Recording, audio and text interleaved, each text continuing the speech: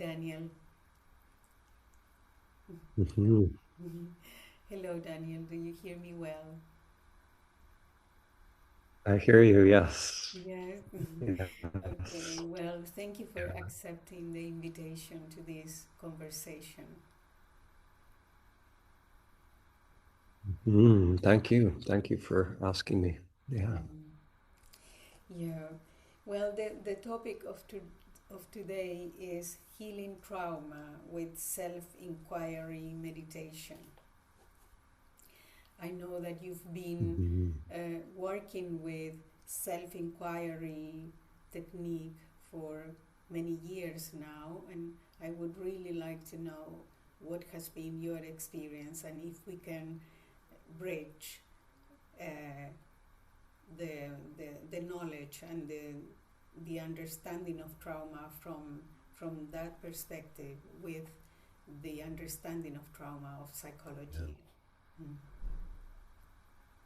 Mhm. Yeah. Thank you. Yeah, I think I'd love to, share, what I've discovered with participants who've sort of moved through the process of doing self-inquiry, and also in my own journey as well. There's been certain things in my own journey where I feel like the trauma or the imprint or whatever it is, the wound, you could say, has actually been a gift on my path as well. So my understanding of what healing is has also changed over the years. At the beginning, I just wanted to get rid of it. I wanted to get rid of the pain and the trauma. But I also now see that it's been a way for me to go deeper and to know myself on a deeper level as well. So I'd like to maybe look at it from that perspective as well, so that, exploring, even what is healing? What does it mean to heal? Yeah, Mhm. yes. So would you tell us a little about the what is self-inquiry meditation? Mhm. Could you Yeah. explain us? Yeah, so yeah, I would say, so I'll maybe talk about it in two stages. So at the beginning of the path,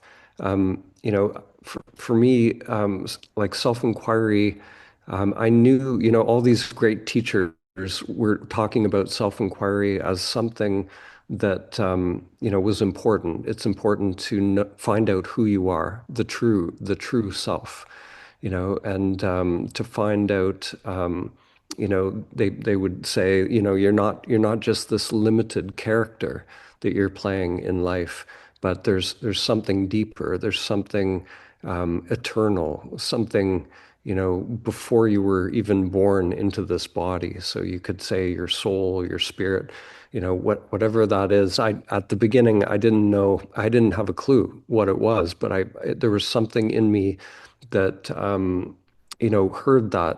It was like a question, like I'd like to know more. Maybe I'm not just this character living this life, but there's something beyond this conditioned self. So at the beginning, self-inquiry it's an honest questioning. It's coming to this question like, who am I? And not looking just with the mind for an answer, not just this conditioned mind, but, exploring, is there a way to experience who and what I am directly? So not via this conditioned mind. So for me, the self-inquiry is that it's learning how to let go of this conditioning that it's like a filter. It's like a veil. So the thoughts and the sensations, perceptions, and all of that, it's all happening in the mind, and it's like a veil. And we're so habituated to putting attention on that realm of thoughts and sensations that we miss the awareness that is just here right now. So the self-inquiry is then the turning of attention away from Maya or the world of illusion, the world of thoughts and sensation, and going inward or exploring the consciousness that is just here now. And and then so there are formal sort of ways of doing that, formal practices. We can do that on our own, just individually, or we can do it with partners in dyads, which is that's part of what I do online with people, and we can also do it in large groups as well. You can do group inquiry as well, which is very powerful. Um, so at the beginning, I would say, the inquiry is, we're in like from the little self perspective, we don't know. And we have to sort of accept the not knowing. And as we accept the not knowing, we're also we're becoming open to seeing what's here. And quite often what comes up, at the beginning when we're just in this open state, just looking, things will start to come up from the unconscious mind that were pushed away. So there's sort of an uncomfortableness quite often with that because what was pushed away is often incomplete experiences, experiences that were maybe too much to handle. So it's like we've pushed it into the unconscious. So we're opening the door to what's been sort of pushed away, what's behind the curtain in the self-inquiry. And so for me, there's this willingness to be okay with that, to be okay with a bit of discomfort, to go a little bit beyond our comfort zone, and to go into this space of not knowing and not controlling, not trying to make something happen, but just to see what's here in the moment.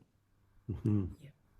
So I would say that's the first stage of self-inquiry. And then the second stage is after we have an awakening or we a kensho or samadhi, where we find out directly who we are. So once we've had that awakening, then self-inquiry becomes just being who we are, just being here, just recognizing the consciousness that is here. And there's a deepening then. There's all of the conditioning, the vasanas and the samskaras that are still in the unconscious, even though we've had an awakening. All of that then will start to come up even more quickly sometimes. So we can just sort of burn in that. So that phase of self-inquiry, there's less to do. It just becomes about being and recognizing the truth continuously of who and what we are, and just allowing this process to unfold. So I would say those are the two sort of stages of self-inquiry. Mhm. Very interesting. Yeah. And it's really going deeper into the ego identity that is mentioned in Kabbalah. Is the Yes. first level of consciousness in Kabbalah is the ego identity. So Yeah. the identity fed by all the experiences of one incarnation. Yes.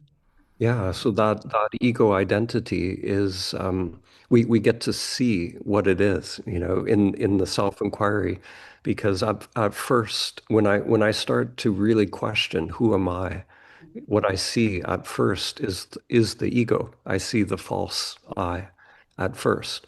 And so when I continue to explore that, I continue to investigate, I see all the ways that the ego is, it's not really me. It's all just this collection of patterns of wanting something or wanting to get rid of something, yeah, so these preferences and this conditioning, and it comes up at different times in life, but it's not there continuously, so if I investigate, like, who am I? Is there something in me that is always here?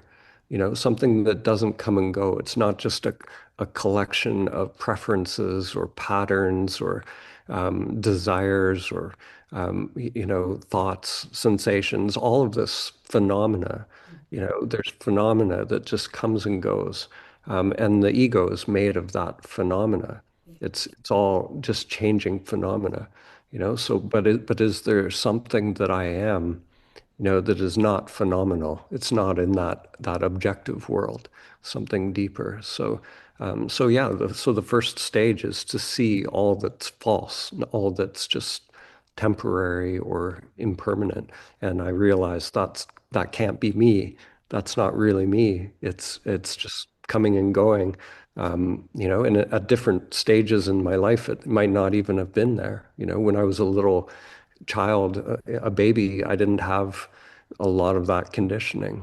I didn't have preferences and cravings even had not yet been established yet, but there was still a presence. There was still a consciousness there. So yeah, so that, we're inquiring into that, which even as a little baby, there's a consciousness there, and that sense that I am, that I am here, and that I am has been there through the whole life, and that even when we're at our deathbed, there's this sense that, I'm still. I still am. I'm here, There's a beingness or an I amness or consciousness that it's this continuity through life. And so if we intend to directly experience that consciousness, it's possible for that consciousness to wake up. And that's kensho or awakening or samadhi, whatever word you want to give it, yeah, But yeah, there's that flip from the conditioned world of phenomena, the conditioned self, to that pure consciousness. yeah. Mhm. Very interesting. So then we, in every tradition, distinguish different levels of consciousness. Yes. The, do you, in the work that you've been doing and the traditions that you have explored, can you tell us a little bit about the levels of consciousness that can Mhm. be Yeah, experienced? yeah. So for me, yeah, and I think, as you said, all the different traditions speak about it in different ways.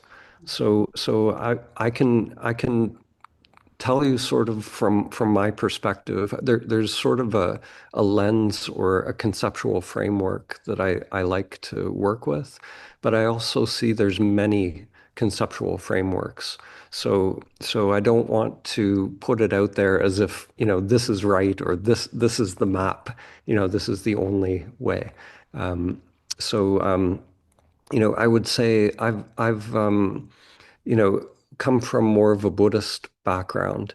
So they have, and I wanted to maybe distinguish before we dive into levels. There are sort of states of consciousness, but there's also stages of consciousness as well. This is something that Ken Wilber distinguished, and I love that distinction because the states, if I just go into meditation right now, I can move through these states of consciousness as the mind becomes still. So in Buddhism, they call those states of consciousness the jhanas, the jhana states. So the states of meditative absorption. So as the mind becomes quiet, um, the energy becomes more free, and that energy will connect us with different states of consciousness. So in Buddhism, they call those the jhanas. That's the Pali word. The same word is dhyana, dhyana in the yogic traditions. So that's the Sanskrit word. It's the same word. And they in the yogic traditions, like Patanjali speaks about these different samadhis, different stages of samadhi, which exactly the same as what the Buddha taught. It's the same stages of meditative absorption. Um, so that word, jhana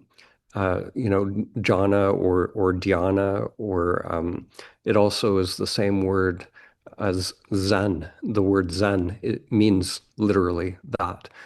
So these are the stages that we move through in meditation. So if I just go into meditation and my mind starts to settle, we usually at the beginning of meditation there are the hindrances that come up. So there's maybe we're trying to get rid of pain in the body. Tiredness can come up. The mind is a busy mind. It's looking for something. It's trying to do something. So when the mind starts to settle, there's a sort of peace that arises in the meditation practice. Energy starts to become free. And as I move through those jhana states, that energy gets stronger. So there's like a bliss that starts to arise as attention becomes more and more single pointed. So instead of the thoughts that are coming up at the beginning, the interruptions of the thoughts, all that starts to settle down, and I can be here more and more continuously in the practice. And then this energy builds, and this energy will, you could say it connects us to different states of consciousness, or to me it is inseparable from that consciousness, the energy and consciousness. To me, as we go deeper into a samadhi state, they're not separate. The energy and consciousness, it is all this sort of dance of one thing, like this empty presence is dancing as that energy. So in Buddhism, they have four stages, four they call them the material jhanas. Um, so with each of these jhanas, um, there's a dropping of some part of mind activity. There's an increase in energy. There's less and less of the preferences of the conditioned I in each. So in each one, there's a little part of me, my preference, that drops away.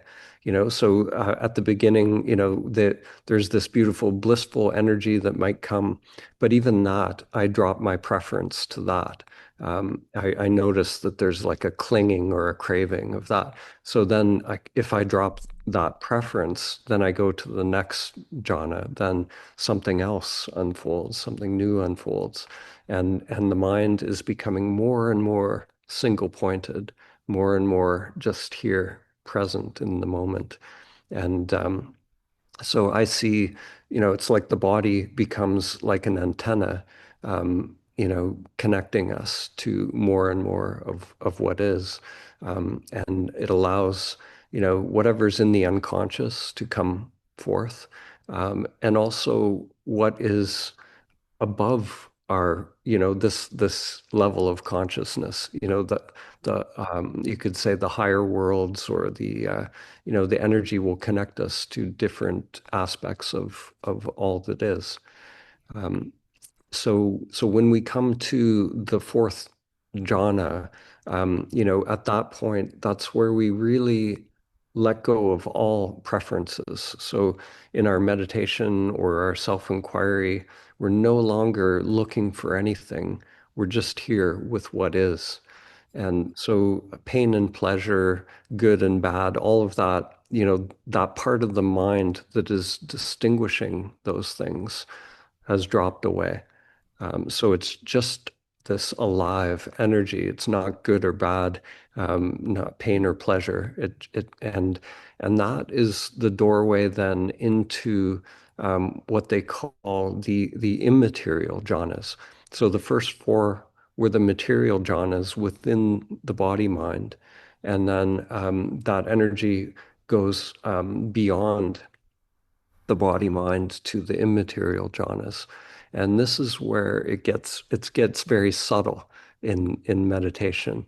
And there are these there's deepening of this presence where we start to see consciousness itself. We start to see that there's something beyond this whole perceptual apparatus of the body mind. So we go beyond perceptions. So they have names for these levels, like neither perception nor non-perception, and it gets very tricky for the mind can't really understand it because it is the dropping off of mind that allows us to directly experience these immaterial jhanas. So those are not usually talked about very much in the meditative traditions, or a teacher will usually only speak about those levels with students as they're directly experiencing them. Um, but to speak about them, just to try and make a map of it or explain it that way is not really productive. Um, And any concept that we can put to those experiences will limit the experience itself. exactly. Any Yeah. concept will hold us in the lower levels. Yeah, exactly. Yeah, so that knowing mind, the mind that thinks it knows, um, the entry point into this stream of connection is that we humble that mind. We enter into a don't know mind, as they say in Zen. The not knowing mind is the doorway in. So yeah, so the paradox is, the more I think I know, as this little character, if I think I've got it figured out, I've just closed the door on that energy. But if I'm just in this place of just being open to what is, not knowing, just receptivity, and open-heartedness, not analyzing, not evaluating, but just being, just seeing what's arising, then I'm in a place where it's like that grace can come when it's ready to come. But I can't make it happen with the little self. Yeah, I can just sort of prepare an open space for it, and then just allow. Yeah. Hmm. Prepare the vessel. In Hmm. Kabbalah is called the vessel. We clean up the vessel Yeah, to make us receptive to receive, because yeah. Kabbalah means to receive. Kabbalah is Hmm. a Hebrew word meaning receive. So That's that's the beautiful. Yeah. yeah. So Hmm. the vessel is prepared. And Hmm. yeah, so I when love you that. were talking about the those stages of consciousness, or the exploration of the mind, I have to think about the understanding of Kabbalah, of the two lower dimensions of us, the physical and the psychological. So Mhm. when we are in the body, when we enter into meditation and we begin to explore the body, we are in the first dimension, and then we shift to the psychological, and in the psychological, which is the second dimension that we see behind me there, Mhm. it's the we cross. Uh, different stages Hmm. within the psyche. Yeah, Yeah, yeah, yeah. yeah. Yeah, and I love, I think all of these different lenses, they offer insights, unique insights, like the yogic system, they speak about the chakras, the different chakra levels. And, so at the lower chakras, we have the first chakra is sort of the densest level. And as you go higher, it becomes less and less and less dense, and in the lower levels, my sense of who I am, my sense, or you could say my sphere of um, care or compassion is very limited at the low levels, so I might just be, you know, concerned with my own survival, just bare survival. But then, that sphere of my concern or my compassion starts to grow, so it might at the next level might include a partner, maybe, and then my family, and then my society, then maybe to the whole world, and then to all beings, to consciousness itself. So the sense of I, or the sense of the ego is actually expanding in these different levels, and this whole continuum, this is the almost like a cosmic joke that happens when Kensho happens, when we awaken, is that I, that's going through this journey, this expansion, we wake up from all of that, and we realize that it's just the one awareness was always here. Yeah, It was the awareness that we truly are was the knower of that entire continuum. So in that sense, whenever there are levels, you know, it's the levels are always the pulling of the veil, removing levels of the veil.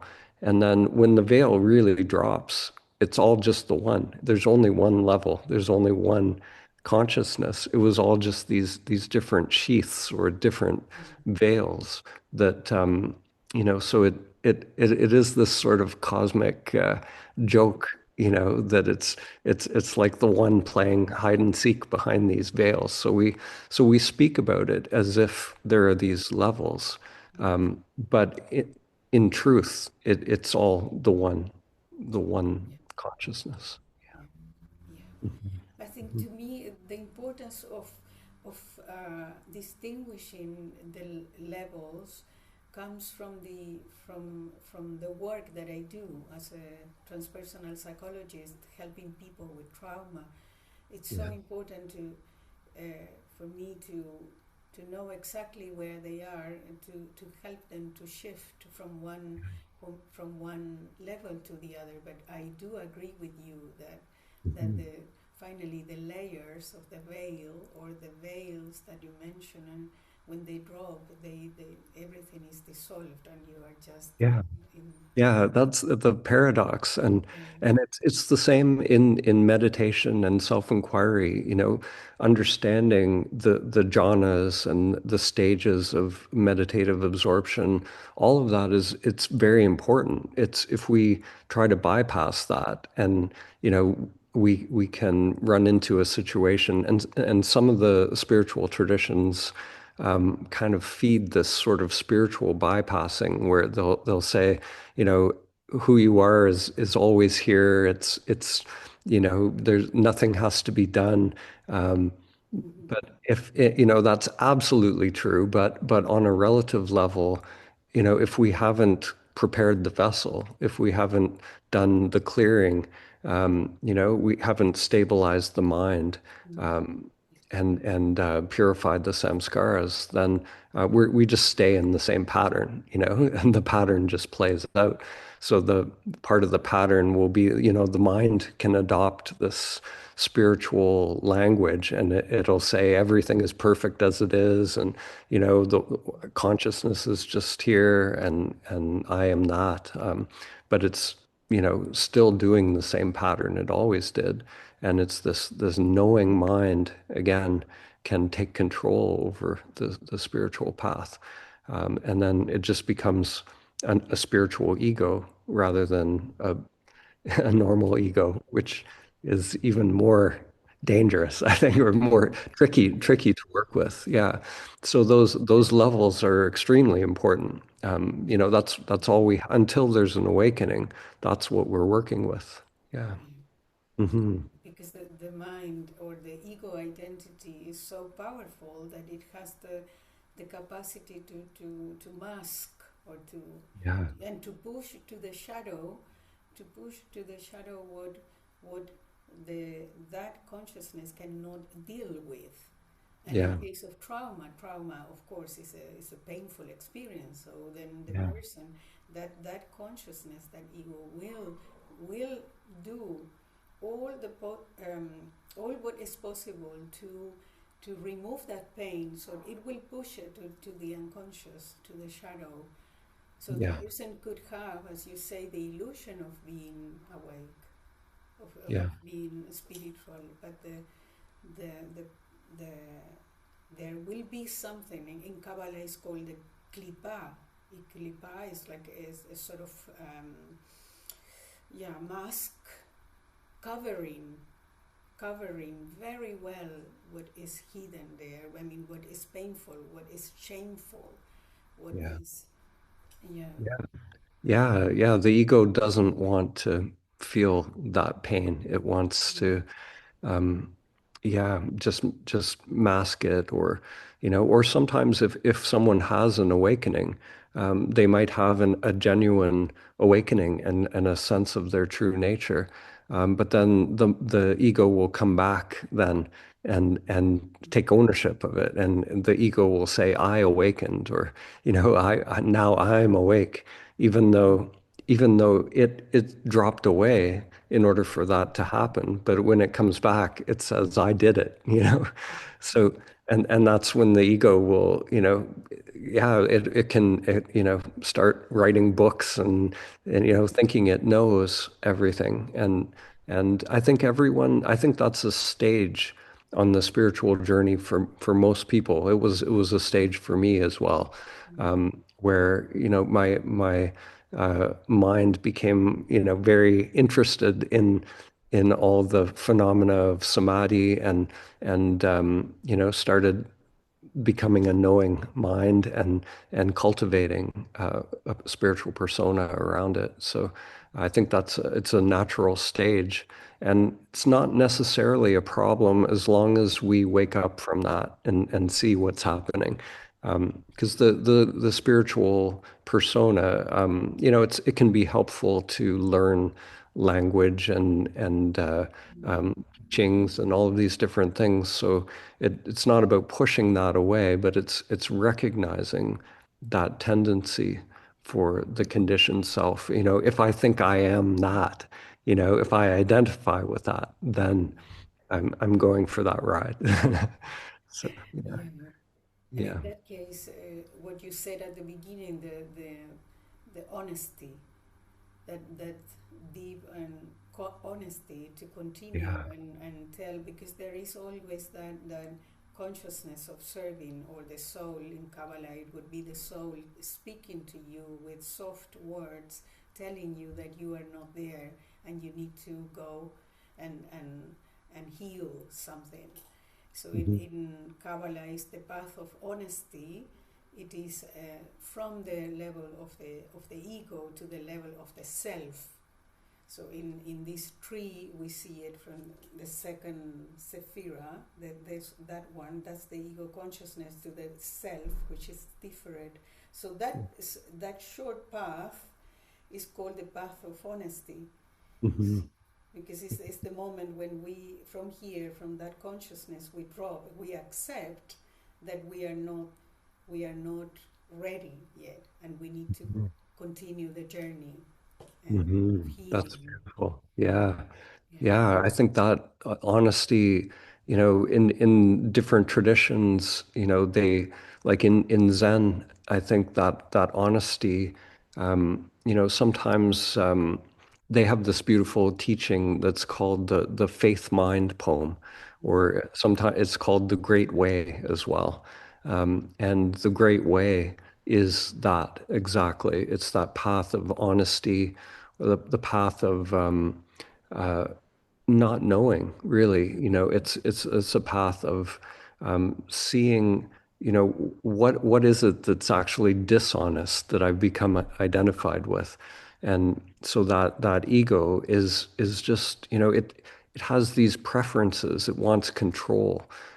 It wants to know. And if I'm truly honest, um, you know, I see that that's just an operation of conditioning, and it's when we disidentify with that, it becomes uncomfortable. Not knowing is not comfortable. So this path is really about becoming okay with that, whatever feeling that produces, that not knowing, and that humbling of the mind. It gets easier. I think at the beginning, it's like the defenses are very strong, but once it's dropped, we start to see that it's actually beautiful when the heart, the energy starts to come forth and the heart starts to open, and the conditioned mind will start to understand that when it lets go, actually, it's not a terrible thing. It's not it's not going to be obliterated and or experience something terrible. It's actually there's a benefit to actually going through this process of healing and of letting go. and Yeah. and and and I think it's a huge turning point when someone's ego actually gets on board with the process. It realizes that actually this is the way. This is the way to finding peace and freedom. Is if the ego realizes I have to let go. I have to get out of the way and allow for life to come through. Mm. Yeah, Mhm. it's very beautiful. And in that not knowing is so fearful, or it causes fear because of, um, from a transpersonal psychology perspective, that knowing or the belief system is the very structure of the identity. So Yeah. those beliefs cannot be, when the person get rid of them or let them go, they feel naked. They feel that they have nothing to be Mhm. to be supported with. Yeah. Yeah. So then dissolving the structure that we have created, since we are in the womb. Now we know that the personality is being formed since we are in the womb. So we then start to let go of all of those beliefs and patterns and knowings and concepts. It can be extremely scared. hmm Yeah. Mainly, yeah. Yeah. And that fear can come up, in the meditation process, the self-inquiry process. Sometimes we come face to face with almost like a primordial fear or an existential fear. It's as that ego lets go of its control. It's like it's scrambling. It's like the fear gets very, very strong. And different people experience it differently. But if there's trauma or dissociated parts of the self that have not yet been integrated, when that letting go is happening, those parts can get they can come to life, they it can become very powerful. And yeah, and there can be a dissociation that happens there. It's important when we're doing this self-inquiry, there like the work that you're doing, the integrating work with trauma is so important because if these dissociated parts are too strong at the beginning and we go too quickly into you know waking up from the character, if the character isn't stable, or the psyche isn't at least somewhat stable, it doesn't have to be perfectly healed to awaken. But if there are these dissociated parts and they get supercharged, in this process, then it can become destabilizing. So we want to always find sort of a middle way with the self-inquiry. We don't want to hit it too hard.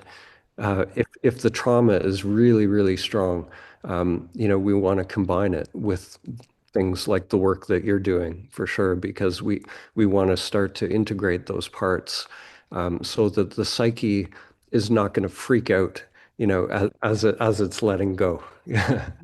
Yeah. Yeah, that's a Mhm. very good point indeed. It's a very Yeah. good point because then, Mhm.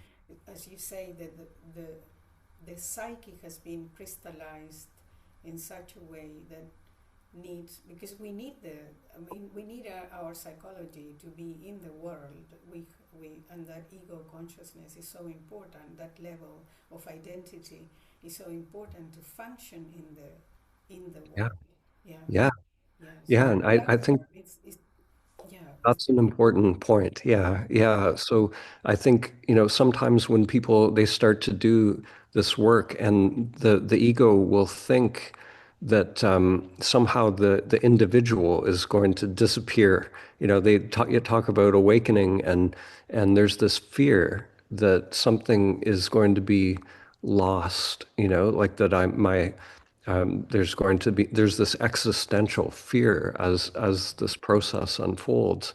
And I think it's really important to understand what the individual is, like this individual vessel that is, it's my unique interface with the world.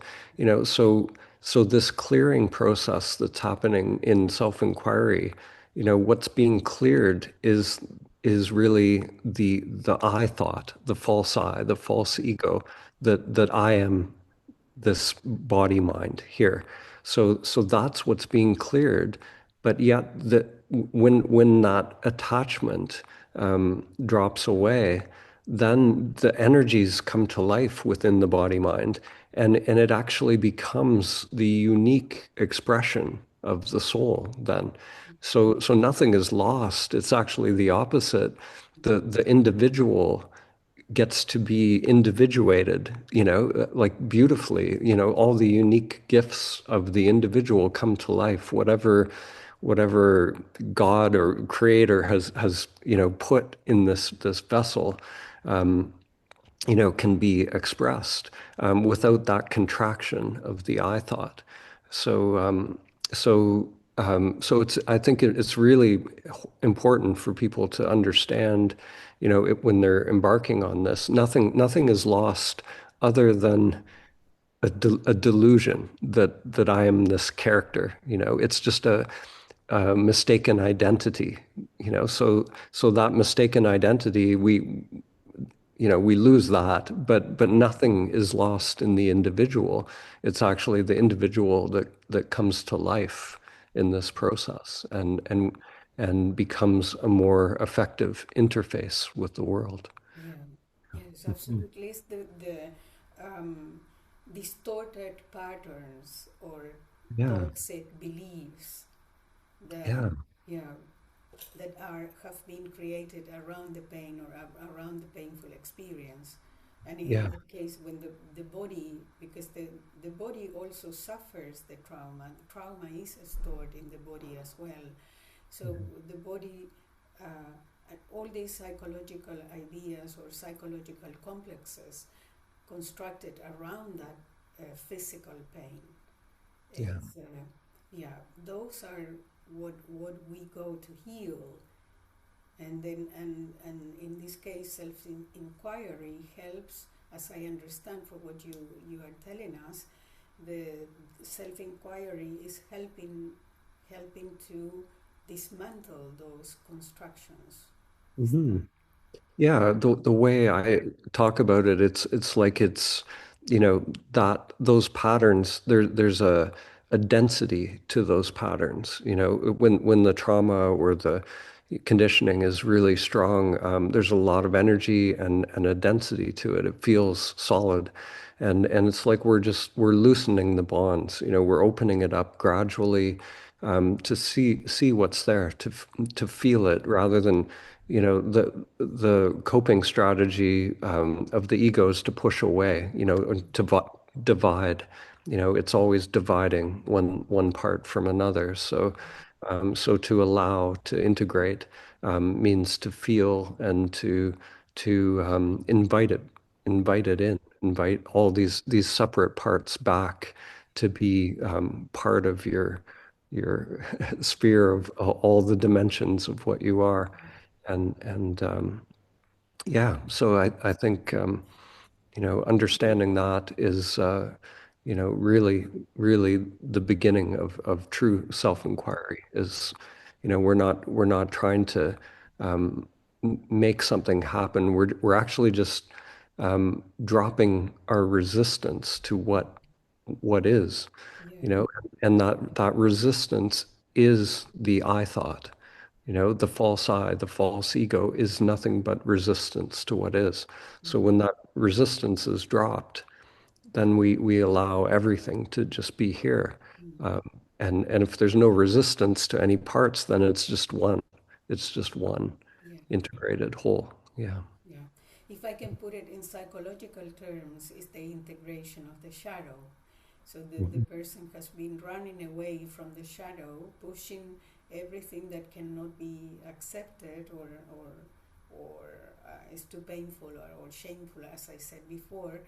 But that once the person begins to look at the shadow and integrate it into the structure of that new identity, it's Yeah. yeah, it's not Yeah. pushing away, because then when we want to delete or remove, or there is a relationship with that, with the trauma that cannot, I mean, that relationship, or resisting or denying or refusing to uh, to trauma is an ego desire. I don't know if I explain myself Mhm. clearly. Yeah. Yeah. So Yeah. then that's why the shift is so important, Yeah. because once the person allows everything to be part of the experience, even those painful or shameful, Yeah. then the light of consciousness can heal and shine. Yeah. Yeah. I think the word that stands out for me is allows. Yeah. Yeah. Yeah, there's just an allowing and in the meditation and self-inquiry, that's really what it is. It's an allowing, Mm. or they have words like equanimity, just being equanimous with what is, just being okay with what is, which is it's allowing.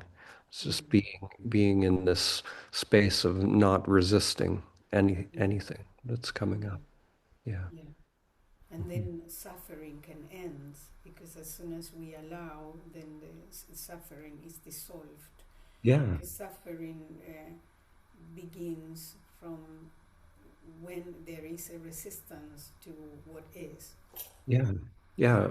And that resistance, that I thought, it is the suffering. It's the one that suffers Mm. and it is the suffering itself.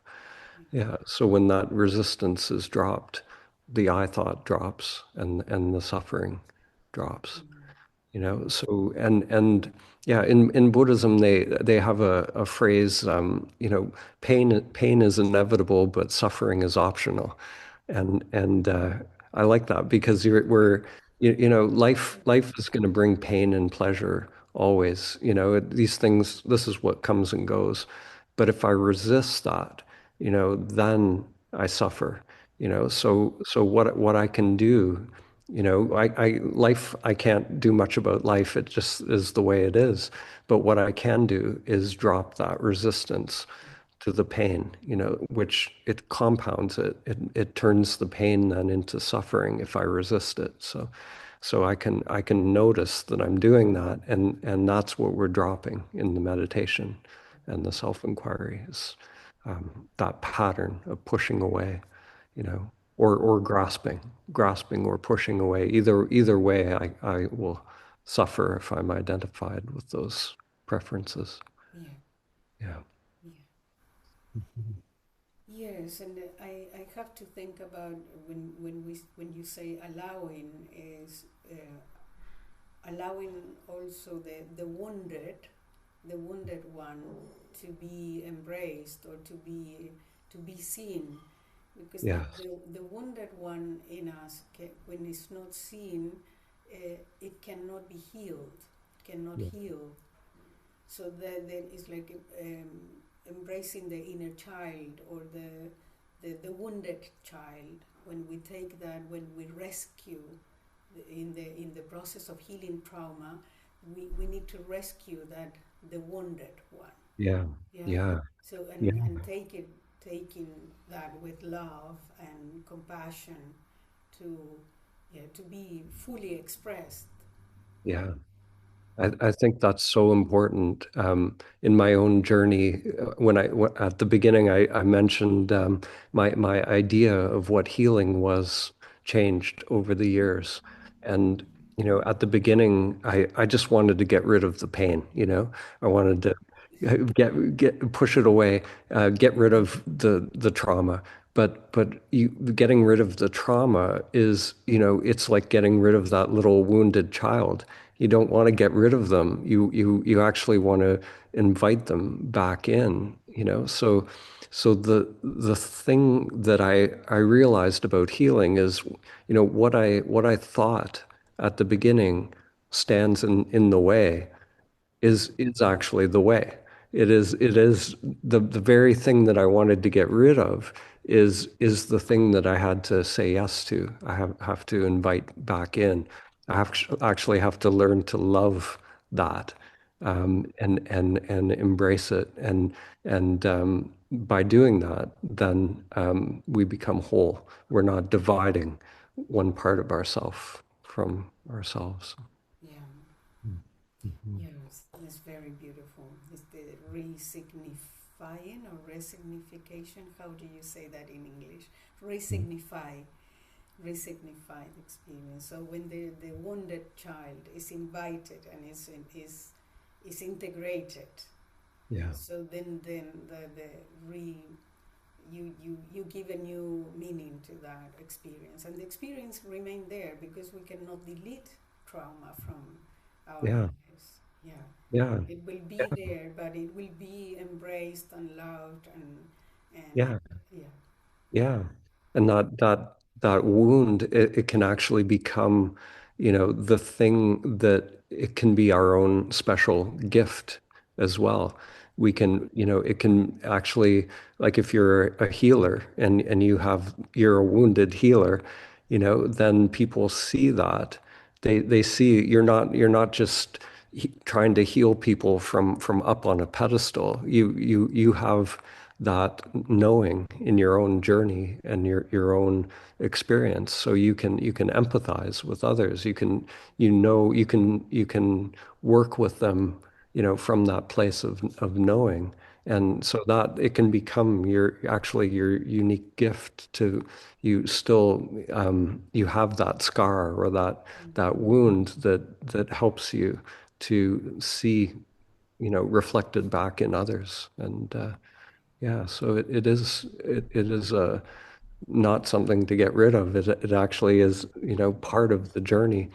And one of the things, I don't know if I've mentioned this last time or not, but we did a study at the Samadhi Center here on Kensho, and one of the things that we found on the study, we asked the question, what is it that what are the conditions that lead to awakening for individuals who have had a Kensho or awakening? What are the things they have in common, if they've had that awakening? And almost everyone had some sort of thing like a trauma that they've healed from, or a dark night of the soul, something that they've moved where they've their pattern got interrupted, and they were forced to look inside, and those are actually the conditions that make it more likely for awakening to happen. So these things, if we say yes to it, it's not comfortable, but it is a gift in life to be given. So the things that we think are, a problem are actually the way into a deeper knowing of ourselves and life. Yeah. Yes, Mhm. that's the meaning or the purpose of evil. In Kabbalah, it says it is portrayed like that. The purpose of evil, or the purpose of, is really bring us to, if we want to take the opportunity uh, and learn from the experience, and knowing that that experience, that painful experience or traumatic experience, is as important as a blissful experience. Yeah. Yeah, Yeah. into in the, on the Mhm. journey of the development or awakening or self-realization. Yeah, I love I think it was Carl Jung, he talked about how um yeah, like with good and evil, or with any duality, when if we can just allow them, the currents, to be as they are, without picking one or the other, there's some third thing that arises. There's a transmutation, or an alchemy that happens. I forget the word that he used, but there's yeah, a third thing that arises out of that if we just allow them to Individuation, be. Mhm. individuation, Yeah, yeah, yeah, individuation, maybe I know he used that word for sure. Yeah, or yeah, transmutation. transmutation, Yeah, there's the um yeah, and the like in alchemical process, yeah, of transmuting the, yes, I think yeah. it's And that's relate. that's exactly what happens in the meditation is that, if we're no longer in that duality of, trying to avoid pain, going after the pleasure. We just allow the energy to be as it is without labeling it, without preference. Then it changes. The energy becomes something else. It's not pain, it's not pleasure. It's just aliveness, and it includes both currents, so good and evil. When we drop that part of the mind that is labeling, and we experience that, as one life current. It's all one thing, that's happening. We're not taking sides, because everyone who, if you label one thing evil, you're making yourself good, and then the person on that side, nobody ever says that they're the evil one and the other is good. It's always the other that's evil. Yeah, So when we stop that split of good and evil, we allow everything to be one. So self and other, if that falls away, then we see everything as the one source, directly. When that part of the filter, that filtering mind, is dropped. And that, for me, that's the beginning of true compassion, is when we've dropped that labeling of, self and other, and it's just the one. yeah. Hmm. In Kabbalah, I seen, I mean, it's the dance between the three columns we see on the tree, on this, we see three columns or three pillars. So one of the pillar of the expansion, and the other is the pillar of contraction, and the Mhm. central column is the pillar of consciousness. But we need to dance with the three of them, Mhm. integrating the three of them, like understanding, I mean, good and evil, the polarities that you mentioned, yeah, Yeah. good and evil, or contraction and expansion, or Yeah. limitations, and yeah. So the Yeah. three columns have to be integrated in order to, as you said, make us whole, and promote the the completion of who we are.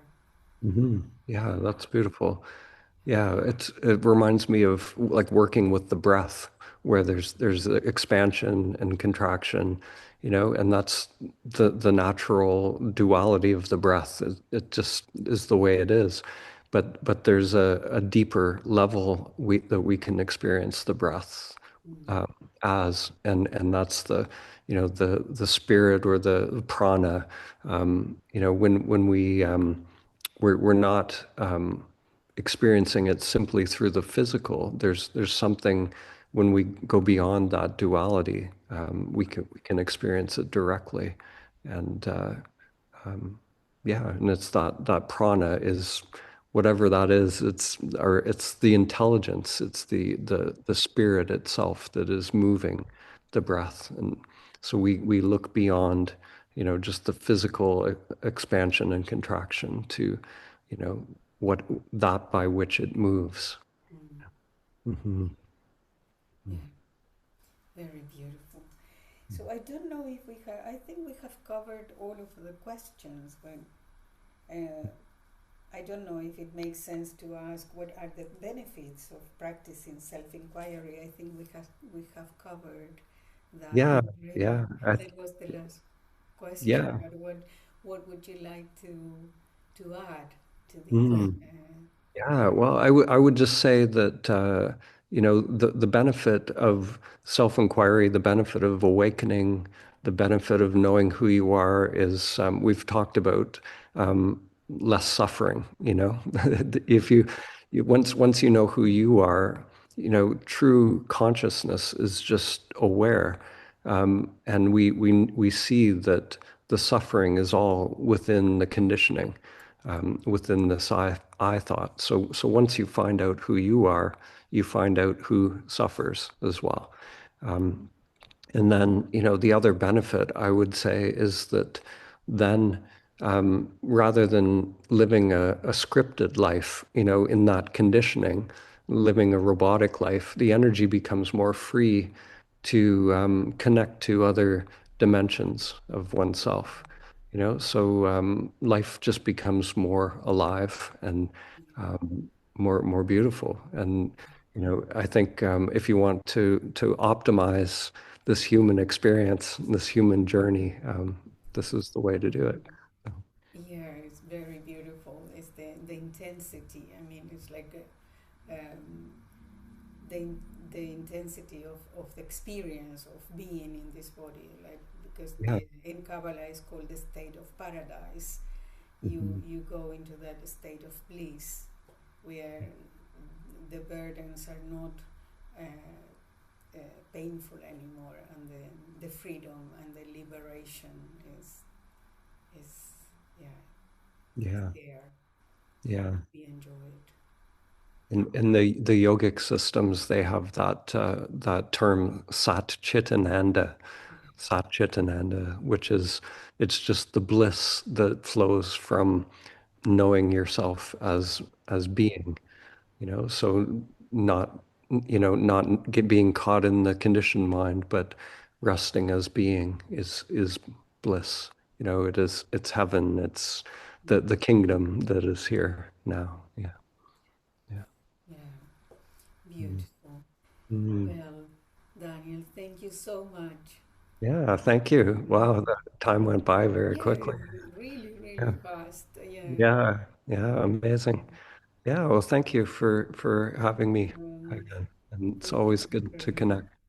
Yeah. Yeah. Thank you. So, well, I will.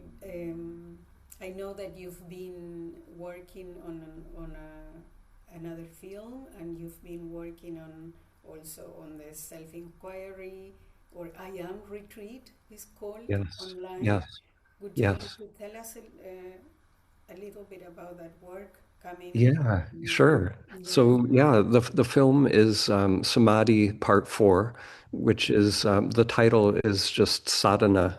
So it's the practice.